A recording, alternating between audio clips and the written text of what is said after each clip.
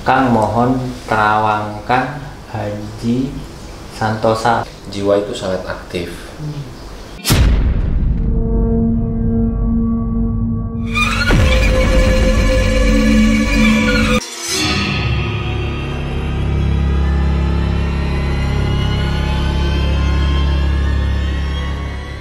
Assalamualaikum warahmatullahi wabarakatuh. Waalaikumsalam. Selamat malam sahabat-sahabat JMO sekalian.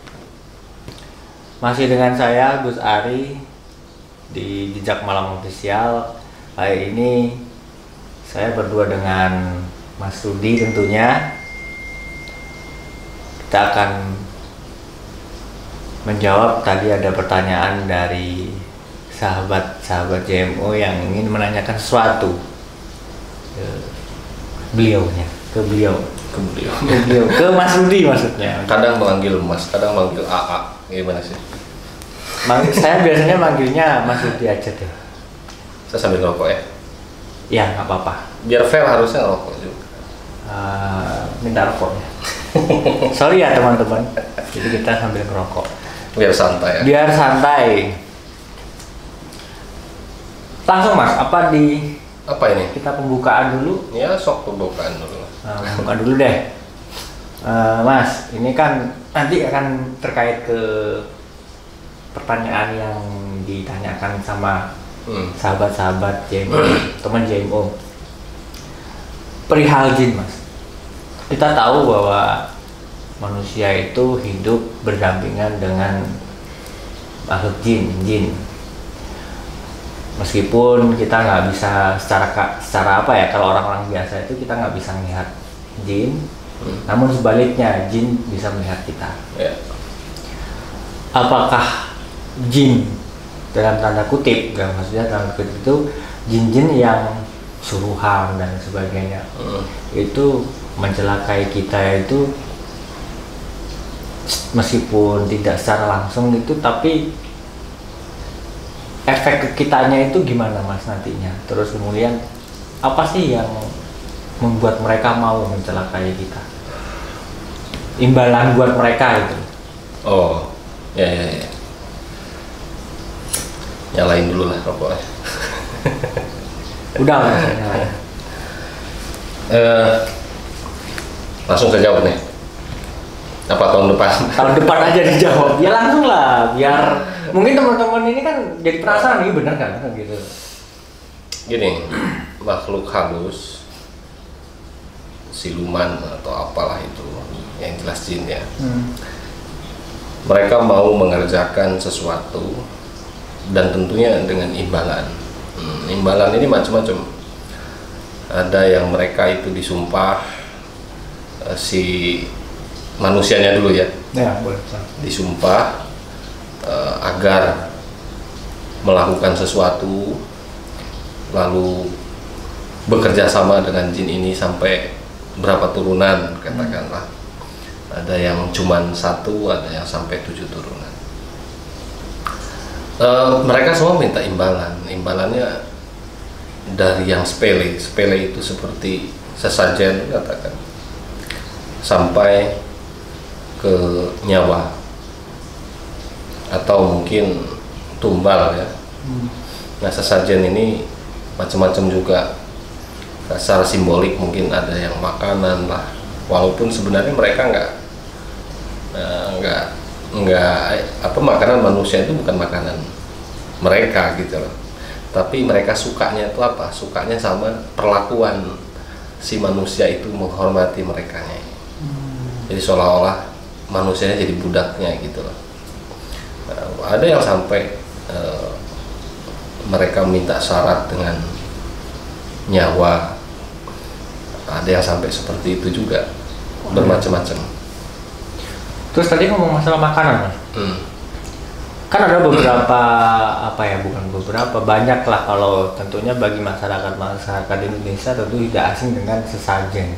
Ya. Sesajen dalam tadi kan dikatakan bukan memakan, tapi dalam istilahnya itu karena bukan makanan ya. Bukan makanannya, ya.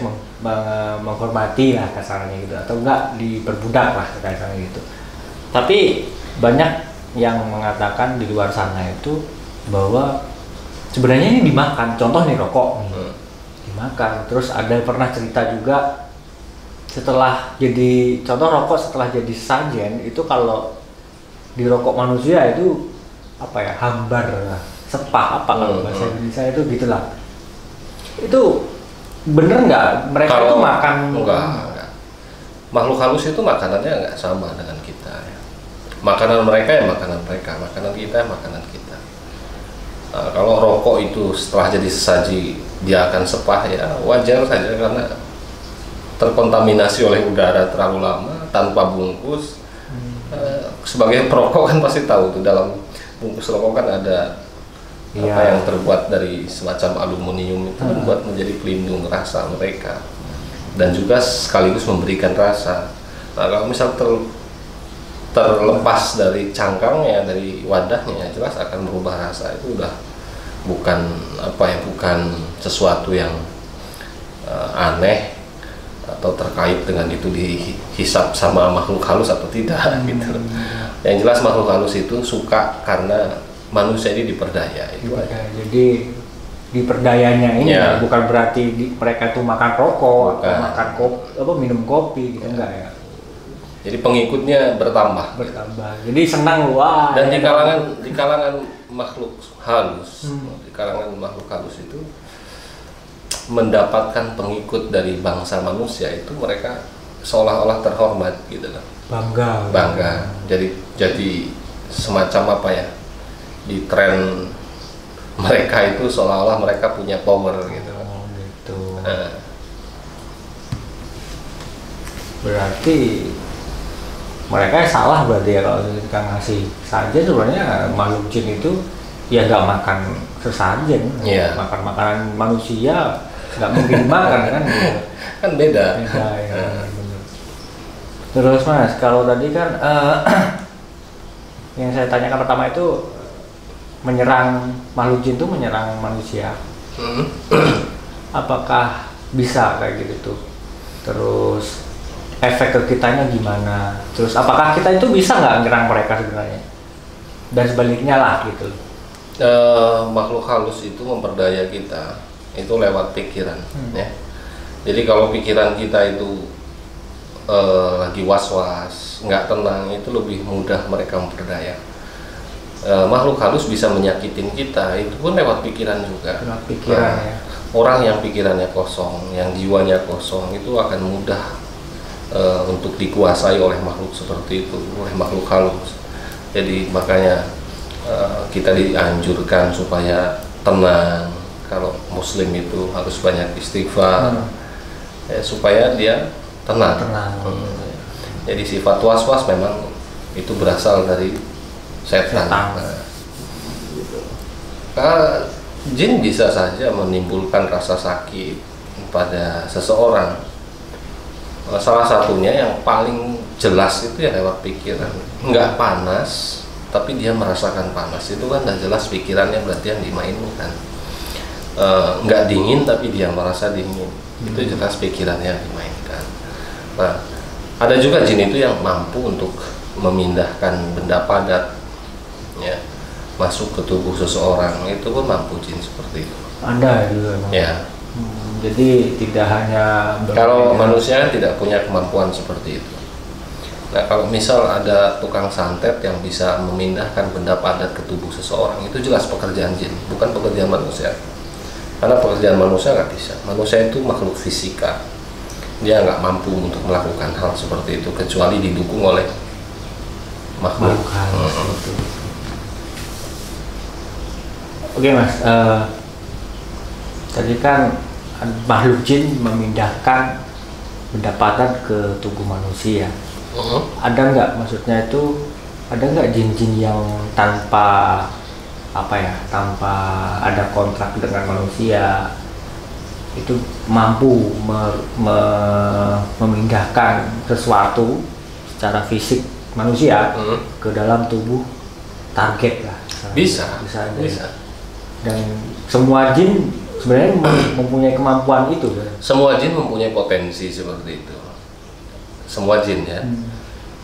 Tetapi jin untuk memunculkan diri ke alam kita ini tunggu dulu ya. Tidak semua makhluk halus itu mampu untuk menunjukkan diri.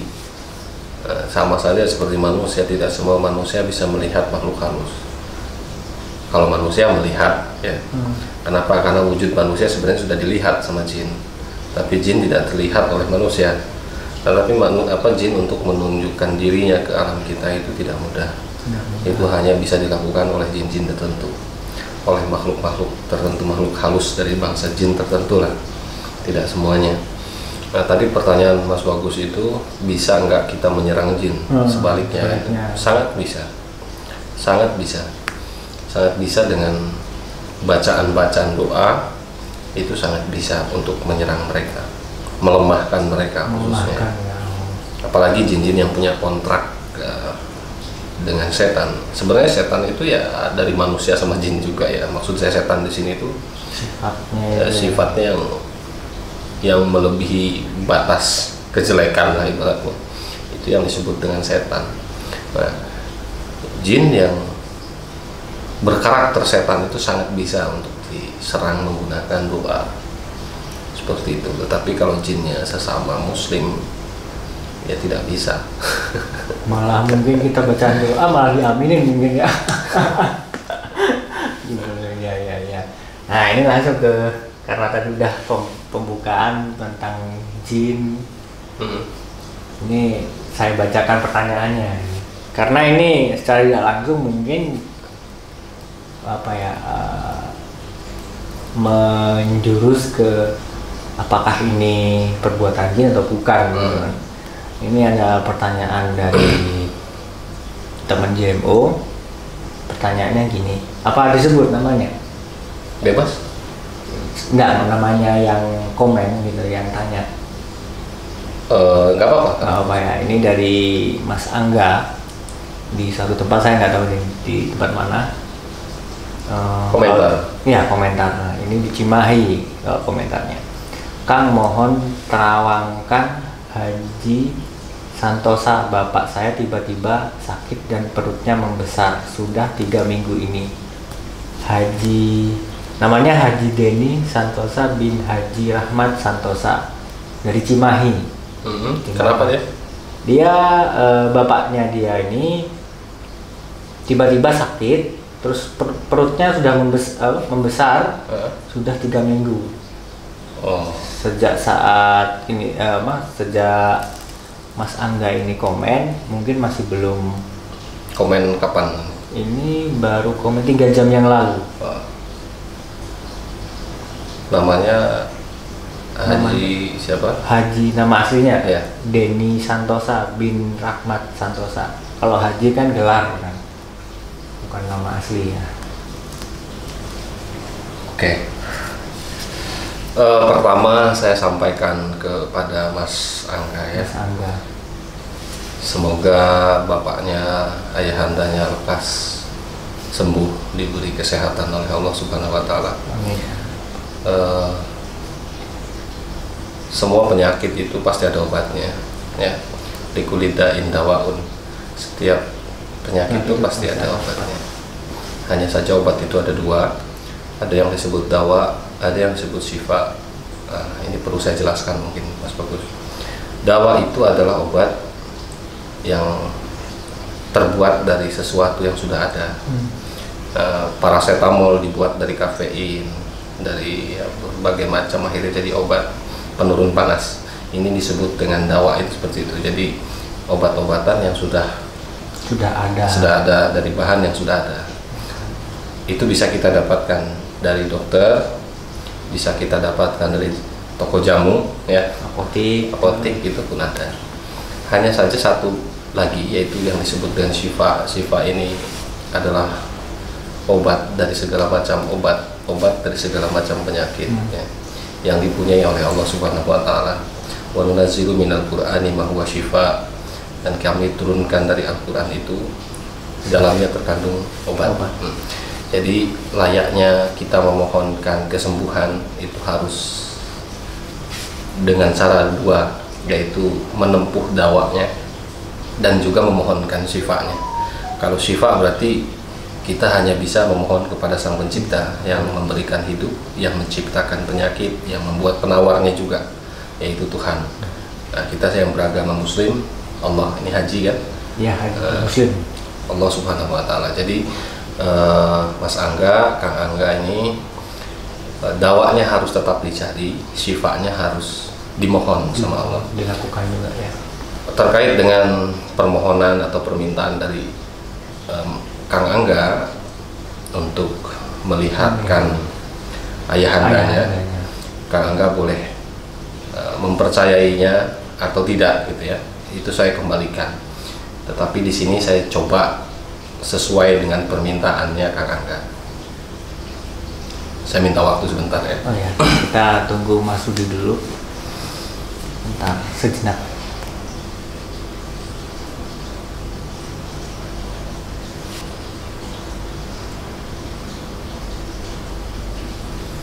Oke.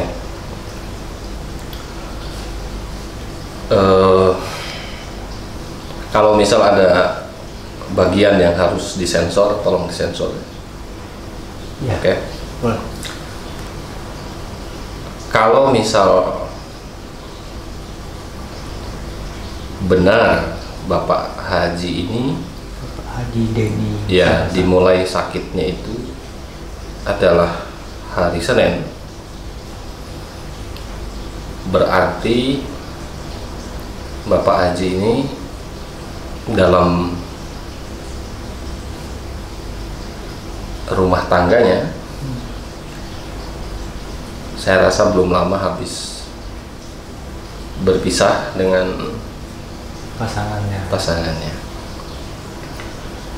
Saya lihat beliau ini banyak terforsir pikirannya, terus banyak melamun ya. Ini terkait dua hal, yaitu pekerjaannya. Beliau kalau saya lihat punya toko bangunan ya, yang satu toko bangunan ini mungkin dalam keadaan kritis mungkin ya, itu pun memforsir pikiran beliau. Yang kedua itu karena perpisahannya dengan sang istri.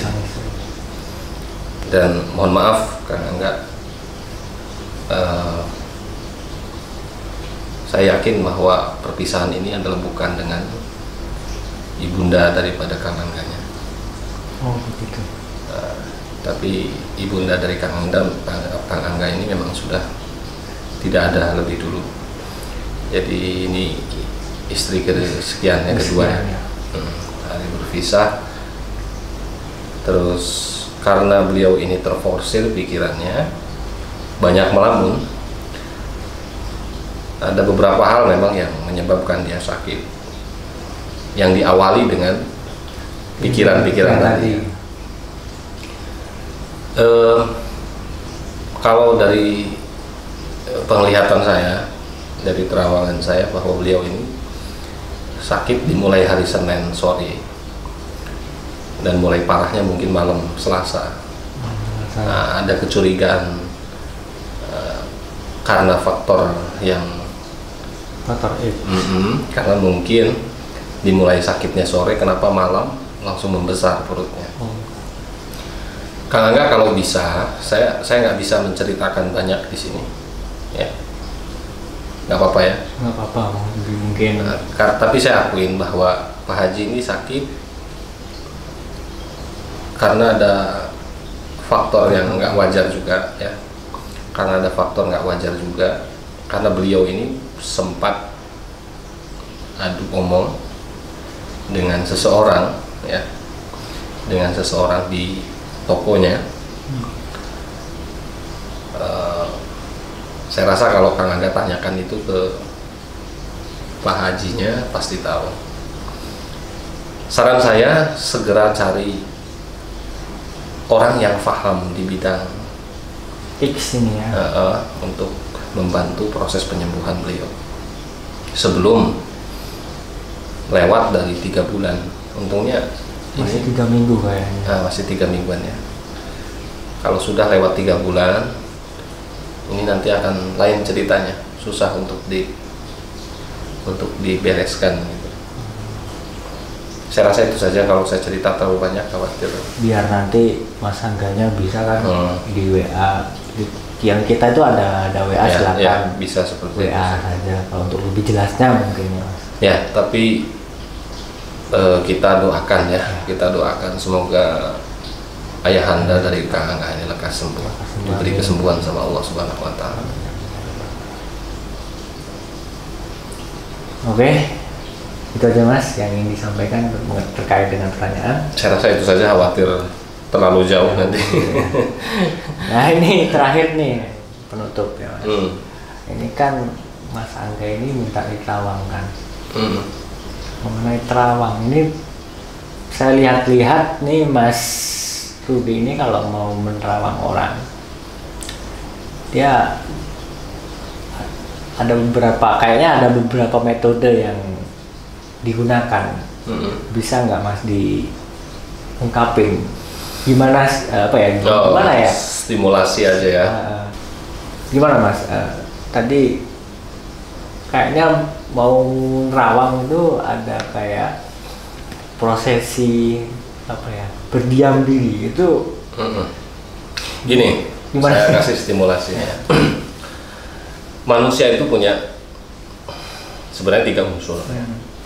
Tapi unsur yang paling dominan di manusia itu kan ada 2. Ada jasad, ada roh. Kalau menurut Imam Ghazali kan ada 3. Yang satunya ada akal. Itu yang membedakan sama binatang, seperti itu.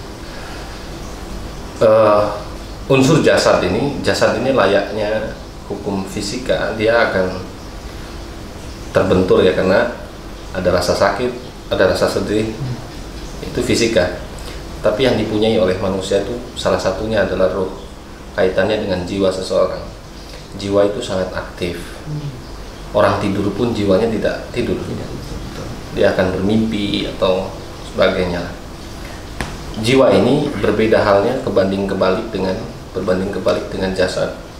Jasad kita ke Jakarta itu butuh pakai kereta api atau butuh mengendarai mobil barulah sampai ke Jakarta. Tapi berbeda sama ruh atau jiwa. Jiwa seseorang sangat aktif. Kita pengen ke Jakarta, kita bayangkan Jakarta saja sudah sampai di Jakarta. Makanya oleh alam bawah sadar kita itu akan direspon bahwa seolah-olah kita itu benar-benar di Jakarta. Nah, potensi ini kalau kita gali itu akan menjadi sesuatu skill, mungkin saya katakan di sini skill atau suatu keahlian ilmu yang substansinya itu nggak bisa diremehkan. Artinya kalau kita melihat sesuatu dari jarak jauh pun, kalau melihatnya itu menggunakan jiwa batin, itu kalau dia menggunakan skillnya dengan benar, mengolah potensinya dengan benar, itu akan menjadi satu informasi yang real, bukan yang imajinatif gitu. Ya. Itu satu, ya, potensi semua orang punya itu. Yang kedua, nama itu adalah identitas seseorang. Nama itu identitas seseorang. Ada yang namanya bagus, tentu tidak cuma satu orang ya. Itu pasti dari sekian nama bagus itu ada karakter khususnya yang sama. Ya. Mobil Mercy banyak jenisnya, tapi dari semua mobil Mercy itu pasti ada karakter khusus dari Mercy, yang semuanya itu sama. Begitupun dengan nama. Makanya nama itu harus mensifati dengan baik, ya, bagus yang ganteng dan bla bla bla. Misal nama pokok yang sambungan kesananya adalah pensifatan ke namanya. Itu layaknya nama yang baik seperti itu. Kalau dalam Muslim ada Bismillahirrahmanirrahim, dengan menyebut nama Allah. Allah yang Maha Pengasih, yang Maha Pemurah. Nah, seperti itu. Nah, dari nama itu akan, kalau kita lihat dari batin, itu akan memberikan informasi.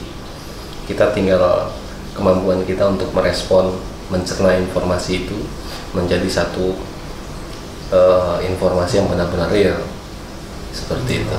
Gitu. Nah, makanya tadi Mas Budi berdiam diri, ya, jadi menyerap informasi. Karena situ, ya. Otak manusia itu begini, Mas. Semakin banyak yang dilihat, kita melihat begini, mata itu kan akan melihat satu objek dan mengirimkan ke kepala kita, ke otak kita. Otak kita akan mencoba mengolah informasi itu kan. Kalau kita dengan cara begini, mata kita tidak terpejam mungkin katakan seperti itu. Saya rasa untuk memperoleh kondisi benar-benar flow, relax, santai itu akan susah kalau belum ahli ya. Belum terbiasa Ya.